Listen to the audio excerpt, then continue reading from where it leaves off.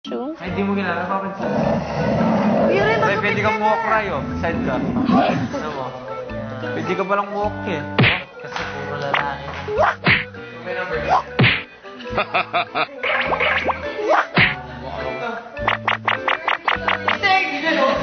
So tingin ko mas maganda kung ganito. Hindi. Ganito lang.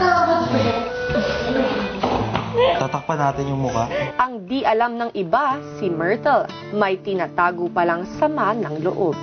我嚟就參加眼嗰度眼睛瞓到。我啱啱咪na si ano, kadamo-damo na tao na nag-audition na nag-cosplay ako napili. Tapos doon ang balan ka muna. Kasi hindi mo fan. Pagbalik sa mansyon, Usap tayo.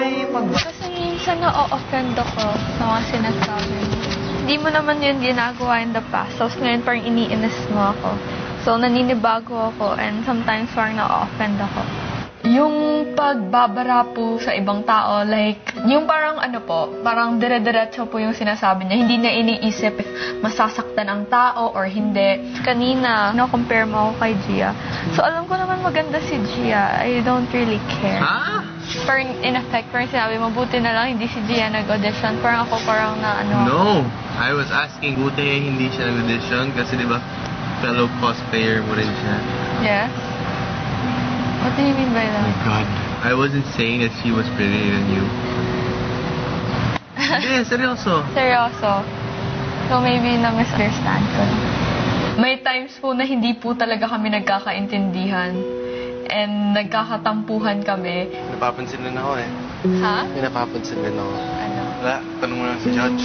It's not food. Yung napapalapit na ako kay Bess, yun ba yan?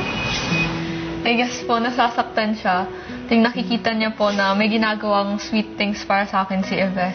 So, yung reaction niya po, parang binabara niya po ako para maramdaman ko na he feels pain. Like, minsan sabayan mo naman ugali ko. Sinasabihan naman kita dati. Kasi parang nowadays, parang napapansin ko binabara mo ako. Because it's so obvious. Okay, kasi why not instead na parang ilapit mo pa yung loob mo sa akin? You're doing the opposite. Yeah, like parang kasi nga, iniinis mas mo ako, tapos inaaway mo ako. So you expect me to parang nahabol ka? I'm sorry if hindi kita agad nagustuhan or kasi... Well, I'm not saying that.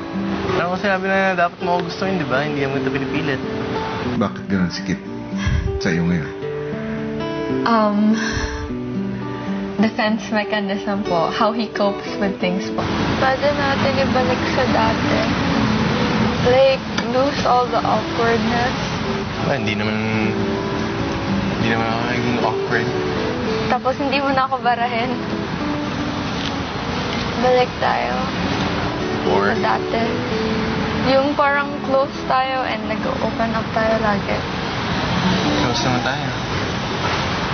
Karen.